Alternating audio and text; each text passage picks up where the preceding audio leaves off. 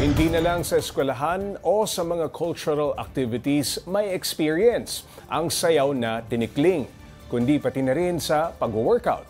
Paano nga ba? Para bigyan ng mukha ang balita, Mobile Journal, Denise Valdesancho.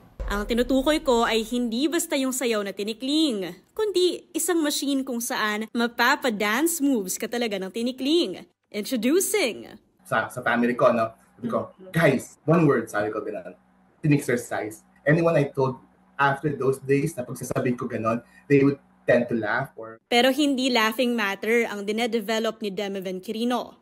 How do you simulate yung actual movement? So how do you make that device move? And that kind of actually freed us to be able to actually put the device in a simpler form, but it would still be the same effect, that it closes on the count of 3 and opens right away.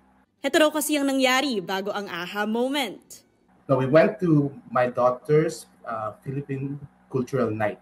For fun lang, when the show was over, I was just trying to show yung anak ko, niloko ko sila. Sabi ko, tignan mo, kaya ko rin yung ginagawa nila, ganon. So, nag-air hop ako, ganon. So, napagod ako while I was doing it.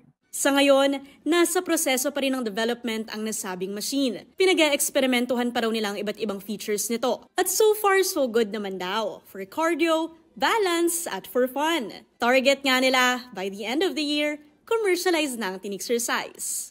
Tin-exercise is not just a device, it's going to be an actual workout. That's a good feedback nga lang from the people that we show it to at the events. They come up with their own moves. Isang karangalan naman talaga ang maipakilala sa iba ang isa sa mga tradisyon ng Pilipinas. Kaya kung maging success ay sana raw makilala ang tin-exercise worldwide. Mobile Journal, Denise Valdesancho po, hatid ang mukha ng balita.